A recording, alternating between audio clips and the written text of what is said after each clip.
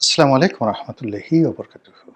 সম্মানিত দর্শক, জনাব তারেক রহমান সাহেব বিএনপির চেয়ারপারসন। তিনি বাংলাদেশে আসার পর থেকেই তার যারা শত্রু, বিরোধী পক্ষ প্রাণান্ত চেষ্টা করছেন তাকে হেয় করার, ছোট করার, বেইজ্জতি করার।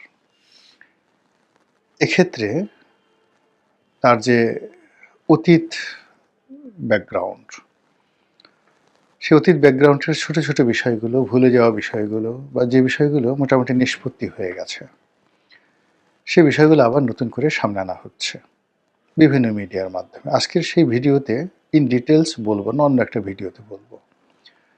কিন্তু সাম্প্রতিক সময় তার লেখাপড়া নিয়ে, বিশেষত প্রাতিষ্ঠানিক যে যোগ্যতা, সেই যোগ্যতা নিয়ে প্রশ্ন করা হচ্ছে।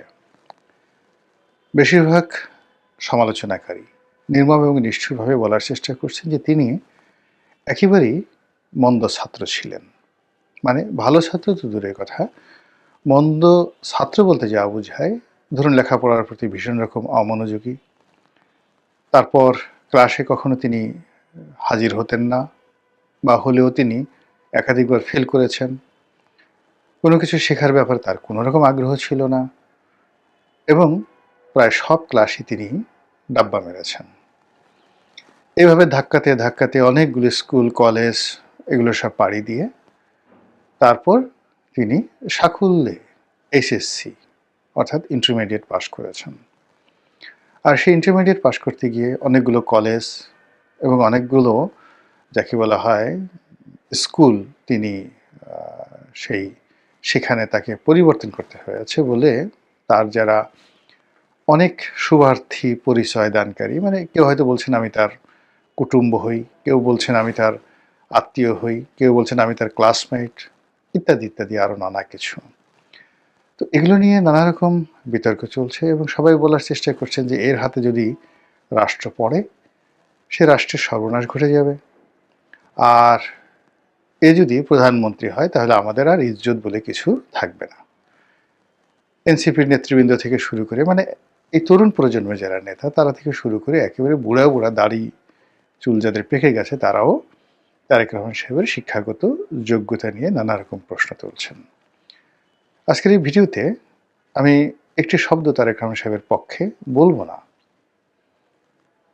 কিন্তু আমি শুধু যে জিনিসটা বলতে চাই সেটা হলো রাজনীতি এমন একটা বিষয়, যে বিষয়টি মূলত রাজরক্ত বা রাজনীতির লিগেসি, এই দুটো বিষয় লাগে।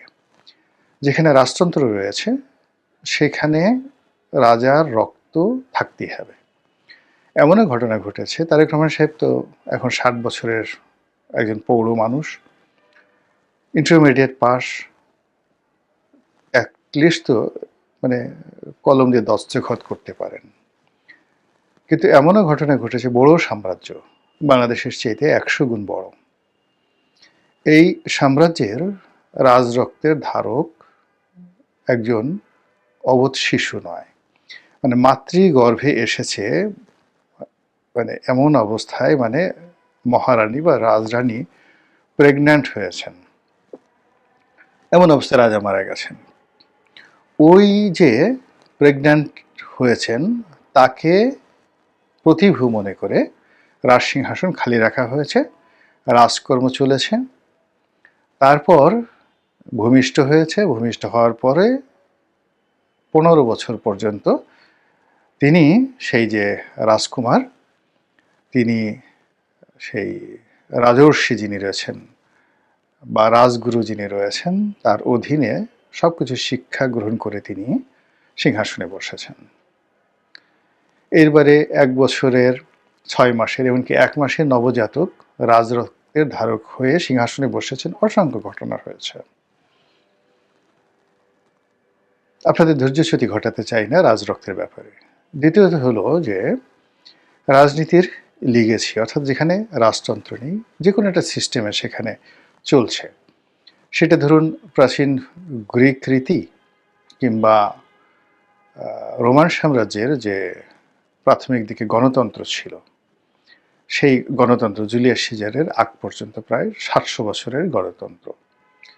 তো সেই গণতান্ত্রিক সিস্টেমে দেখা গেল যে সিনেটর যিনি হচ্ছেন, কনসাল জেনারেল হচ্ছেন, সবারই একটা পারিবারিক ট্র্যাডিশন লাগতো। তো সেই এলিট পরিবারতন্ত্রের বাইরে গিয়ে কখনোই ৭০০ বছরের যে রোমান ডেমোক্রেসি, সেই রোমান ডেমোক্রেসি কখনো যেতে পারেনি।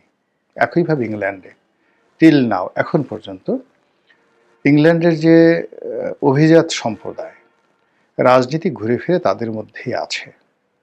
বাইরে থেকে হয়তো আশ্চর্যজনকভাবে কেউ হয়তো আসেন, কিন্তু এদের সংখ্যা কোনো পার্সেন্টেজে পড়ে না। সেখানে লর্ডসভার সদস্য কিংবা হাউস অব কমন্সের যারা সদস্য হন, অলমোস্ট সবাই একটি পারিবারিক লিগেসি ধারণ করেন। এছাড়া সম্ভব নয়। একান্ত ব্যক্তিগতভাবে তৃণমূল থেকে বেড়ে উঠে হাউস অব কমন্সের সদস্য হয়েছেন, মন্ত্রী হয়েছেন, প্রধানমন্ত্রী হয়েছেন, এইরকম ব্রিটেনের ইতিহাসে খুব অল্প। আমেরিকাতে একই অবস্থা। যারা গত ২০০ বছরে আমেরিকার যাকে বলা হয় রাষ্ট্রপতি হয়েছেন, গিয়ে দেখেন যে প্রায় সবারই হাতে গোনা ২-১ ছাড়া লিগেসি আছে, বিশাল বিশাল লিগেসি রয়েছে। তো কাজেই যারা বলছেন রাজনীতিতে খুব বেশি শিক্ষা দীক্ষা লাগে, আপনি দেখুন যে আমাদের অতীতে যারা খুব সফল রাজন্য ছিলেন এই স্বাধীন বাংলাদেশে, বঙ্গবন্ধু ওয়াজ এ জাস্ট নর্মাল গ্রাজুয়েট, সাধারণ গ্রাজুয়েট ছিলেন। তারপর তিনি এলএলবি পাশ করেছেন কিন্তু প্র্যাকটিস করেননি, বা এলএলবির ছাত্র ছিলেন, এরকম ঢাকা বিশ্ববিদ্যালয়ের ল বিভাগে তিনি ভর্তি হয়েছিলেন।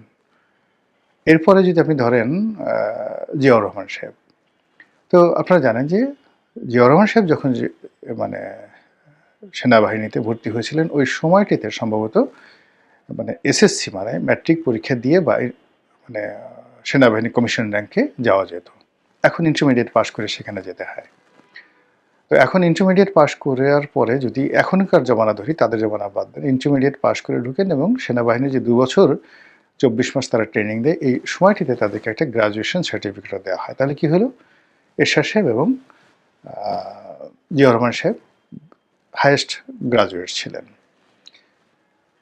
শেখ হাসিনা প্রধানমন্ত্রী হয়েছেন, তিনি নর্মাল পাস কোর্সে বিএ পাস করেছেন এবং তারও রেজাল্ট খুব বেশি ভালো নয়। তারপরে মাস্টার্স করেছেন বাংলাতে ঢাকা বিশ্ববিদ্যালয় থেকে। আর বেগম খালেদা জিয়া শুধুমাত্র এসএসসি পাস।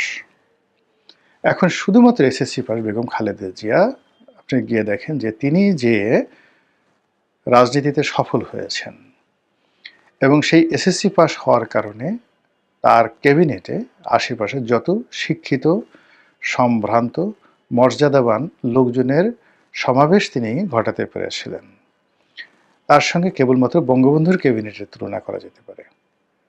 অর্থাৎ যে কোনো ক্যাবিনেটের চাইতে বেগম জিয়ার ক্যাবিনেট লেখাপড়া জানা, শিক্ষিত, সজ্জন, রাজনীতি বিশারদ ছিলেন। কাজে এখানে আসলে একজন মানুষ তার যে উইল ফোর্স, তার ভিতরে যদি বাই বর্ন মানে জন্মগতভাবে অপরাধ করার প্রবণতা না থাকে এবং তিনি যদি মানসিকভাবে বিকারগ্রস্ত না হন, পাগল নিরোর মতো, সম্রাট ক্লডিয়াস নিরোর মতো পাগল না হন, অথবা তিনি সেই দস্যু বাদশায়ে সাক্ষ্য, আফগানিস্তানের এক বিরাট ডাকাত, হঠাৎ করে সেই সিংহাসনে তিনি বসে পড়েছিলেন, এইরকম যদি না হন, তাহলে প্রধানমন্ত্রীর পদ, রাজার পদ, প্রেসিডেন্টের পদ, যেটি সরকারের প্রধান এক্সিকিউটিভ হোক না কেন, তার আশেপাশে এরকম একটা সিস্টেম গড়ে ওঠে, সেই সিস্টেমের মধ্যে তিনি ভালো কাজ করতে পারেন। এখানে যে কোনো সরকারের প্রধান ব্যক্তি, তাকে যদি ভালো করতে হয়, সবার আগে তার এ গ্রুপ অফ জুয়েলস লাগবে, 9 জুয়েলস, 10 জুয়েলস বা 12 জুয়েলস। পৃথিবীর সব রকম শাসন ব্যবস্থা এবং পৃথিবীর সকল অঞ্চলে যারা খুব সফল হয়েছেন, তাদের বড় একটা লাইব্রেরি ছিল, বায়তুল হিকমা ছিল রাজাদের। রাজা হয়তো পড়াশোনাই করতে পারতেন না, কিন্তু তার অনেক পণ্ডিত ছিল, তারা ওই লাইব্রেরি থেকে তাকে পড়ে পড়ে শোনাতেন। সম্রাট আকবরের ক্ষেত্রে এটা প্রযোজ্য। দ্বিতীয়ত হলো তাদের আশেপাশে মন্ত্রী মিনিস্টার রূপে, আমির উমরা রূপে, উজির নাজির রূপে বড় বড় পণ্ডিত ব্যক্তি, কখনো কখনো বিদেশি বিশেষজ্ঞ ছিল। ইবনে বতুতা যেমন চিফ জাস্টিস ছিলেন, তো ওই জমানাতে তার মতো বুদ্ধিমান লোক খুব অল্প ছিল। কার ছিলেন? মোহাম্মদ বিন তুগলকের। তো এরকম অনেক বিদেশি হিউয়েন সাং থেকে শুরু করে চীনা পরিব্রাজক যারা ছিলেন, আমাদের বাংলাদেশে এসেছেন, ভারতবর্ষে এসেছেন, তারা সবাই স্বল্প সময়ের জন্য হলেও রাজকর্মে অংশগ্রহণ করেছেন। এইভাবে ইউএন নবাব সিরাজউদ্দৌলার সেনাবাহিনীতে ফরাসি সেনাপতি ছিলেন, শিফরে। তো সেই দিক থেকে তারেক রহমান সাহেবের কি লেখাপড়া করেছেন, কি পাস দিয়েছেন, এটা বড় বিষয় নয়। বিষয়টা হলো যে তিনি জ্ঞান এবং জ্ঞানী এই দুটো বিষয় সম্পর্কে তার ধারণা আছে কিনা। অর্থাৎ তিনি মোটামুটি একজন জ্ঞানী, একেবারে মোটামুটি একজন জ্ঞানী, কিন্তু তিনি কারা জ্ঞানী ব্যক্তি তাদেরকে তিনি চিনতে পারেন। তিনি যদি কেবলমাত্র জ্ঞানী লোকদেরকে চিনতে পারেন, এটা তার প্রথম যোগ্যতা। দ্বিতীয়ত হলো যে কিছু মানুষ আছে বোকা, নির্বোধ, হিংসুটে। তারা জ্ঞানী লোকদের সাথে শত্রুতা করে, লেখাপড়া জানা লোক দেখলেই তাদের মেজাজ গরম হয়ে যায়, মাথা খারাপ হয়ে যায় এবং ঝেঁটিয়ে ঝেঁটিয়ে তার রাজ্য থেকে জ্ঞানী লোকদেরকে তারা তাড়িয়ে দেয়। যেমন হীরক রাজার দেশের যে রাজার কাহিনী বলা হচ্ছে ওই রকম। তো তারেক রহমান সাহেব তার আশেপাশে যারা আছেন, আপনি তাদের শিক্ষাগত যোগ্যতা দেখেন, পরিবেশ দেখেন, পরিস্থিতি দেখেন, সেখানে কি মনে হয় যে তিনি কি জ্ঞানী গুণী লেখাপড়া জানা মানুষ তাদেরকে অবজ্ঞা করেন, অপমান করেন, দূর দূর করে তাড়িয়ে দেন, নাকি তাদের একটা সমাবেশ ঘটান? সেক্ষেত্রে তার ইন্টারমিডিয়েট পাস, এটার পরিবর্তে তার স্ত্রী যে অত্যন্ত উচ্চশিক্ষিতা, এবং সে উচ্চশিক্ষিতা মানে মেডিকেল থেকে ডাক্তারি পড়া বাংলাদেশে তো জেনে তেন বিষয় নয়। তার বাবা নৌবাহিনীর প্রধান ছিলেন, মানে জুবাইদুর রহমানের। তো সেখান থেকে আবার ইংল্যান্ডে গিয়ে তিনি বাংলাদেশে থেকে আবার তিনি বিসিএস পাস করেছেন। বিসিএস পাস করতে জেনে তেন বিষয় নয়।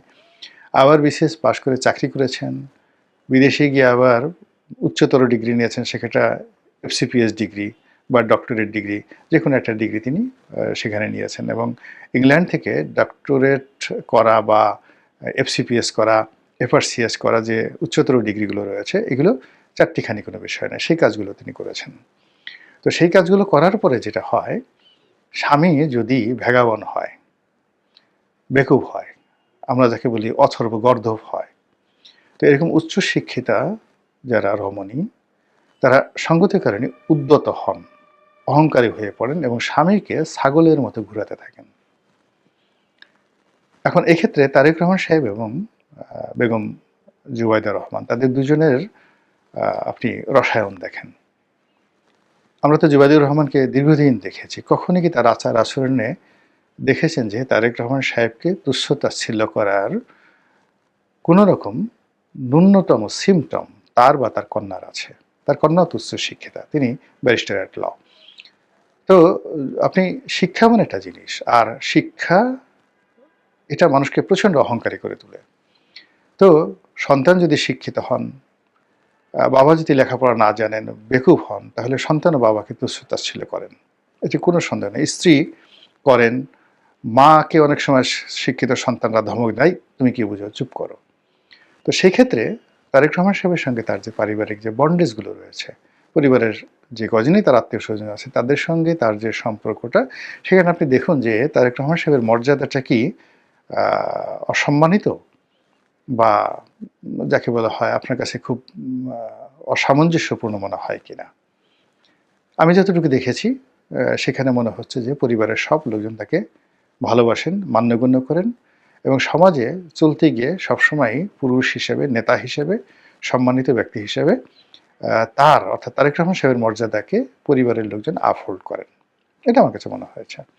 তো কাজেই কেবল ইন্টারমিডিয়েট পাস করেছেন বা অতীতে যে কোনো একটা বদনামের সঙ্গে জড়িত হয়ে পড়েছেন, সেটা অনভিজ্ঞতা প্রসূত হতে পারে, সঙ্গদোষে লোহা ভাসে এরকম হতে পারে, মন্দ লোকের সংস্পর্শ মানুষকে খারাপ করে ফেলতে পারে, অনেক সময় শয়তানের ধোঁকাবাজিতে মানুষ খারাপ কাজ করে ফেলতে পারে। কিন্তু মানুষ যদি অনুশোচনা করে, তারপরে শেষে অতিথিদের অভিজ্ঞতা থেকে তারা অভিজ্ঞতা সঞ্চয় করে এবং নিজেকে পরিশুদ্ধ করার চেষ্টা করে, তো সেক্ষেত্রে দেখা গেল যে তার যে আত্ম উন্নয়ন, আত্মশুদ্ধি, ওটি পৃথিবীর জন্য খুবই উপকারী হয়ে পড়ে। মন্দ কাজ এমন একটা বিষয়, যে কোনো মন্দ কাজ আপনাকে আকর্ষণ করবে। সেটা অর্থ লোভ বলেন, নারীর প্রতি আপনার কামনা বাসনা বলেন, তারপরে ঘুষ দুর্নীতি বলেন, ক্ষমতার দাপট বলেন, যা কিছু বলেন। কিন্তু কেউ যদি এই কাজগুলো একবার করে ফেলে, করার ফলে তার যদি এটা শিক্ষা হয় এবং সে যদি বুঝতে পারে যে এই জিনিসগুলো ভালো না, তাহলে ওই লোকের দ্বারা ভবিষ্যতে এত ভালো কাজ হয় ক্ষেত্র বিশেষে, যেটি বলার মতো নয়। তো এক্ষেত্রে যারা বদনাম করতে চান তাদের কাছে যদি ওরকম তথ্য উপাত্ত থাকে, তাহলে বলতে পারেন যে না, সেই কাজগুলো সে এখনো করছে। আর যদি তথ্যপত্র না থাকে, যদি বদনাম মনে করেন যে কারো বিরুদ্ধে গীবত করা এটা একটা কবিরা গুনাহ। থার্ডলি হলো যে এখন তিনি কি করছেন? এখন তিনি নামাজ কালাম পড়েন কিনা, নিচু ভাষায় কথা বলেন কিনা, ভদ্রোচিত আচরণ করেন কিনা, তো তার পোশাক, ড্রেস কোড ইত্যাদির মধ্যে শালীনতা বজায় তিনি রাখেন কিনা, ইত্যাদি অনেকগুলো বিষয় নিয়ে কিন্তু একটা মানুষকে মূল্যায়ন করা যায়। তো সেদিক থেকে আমরা যে দুর্ভাগা জাতি, আমরা সবসময় করি কি, যে গাছে বসি সে গাছের ডাল কাটতে থাকি। এখন আমাদের দেশে রাজনীতির অঙ্গনে যারা শীর্ষ নেতৃত্ব রয়েছেন, সেটা তারেক রহমান সাহেব বলেন, ডক্টর শফিকুর রহমান বলেন, অন্যান্য যে সকল ধরুন বিএনপি, তারপরে জামাত, এরপরে এনসিপি, ডক্টর মোহাম্মদ ইউনূস, তাকে কেন্দ্র করে যে লোকগুলোকে এই মুহূর্তে আপনারা দেখছি, মূলত রাজনীতির সার্কেলে এদের বাইরে রাতারাতি যাওয়া সম্ভব নয়। রাতারাতি গেলে আবার সে আওয়ামী লীগের কাছে যাবেন, আওয়ামী লীগে যারা আসবে তাদেরকে তো আপনারা দেখেছেন, চিনেন। তো কাজে আমরা যদি প্রত্যেকটা মানুষকে ছোট করতে থাকি, অপমানিত করতে থাকি, লাঞ্ছিত করতে থাকি, তাহলে এই দেশ কারা চালাবে? মহান আল্লাহ আমাদের সবাইকে হেদায়েত দান করুন এবং হেফাজত করুন। আসসালামু আলাইকুম ওয়া রাহমাতুল্লাহি ওয়া বারাকাতুহু।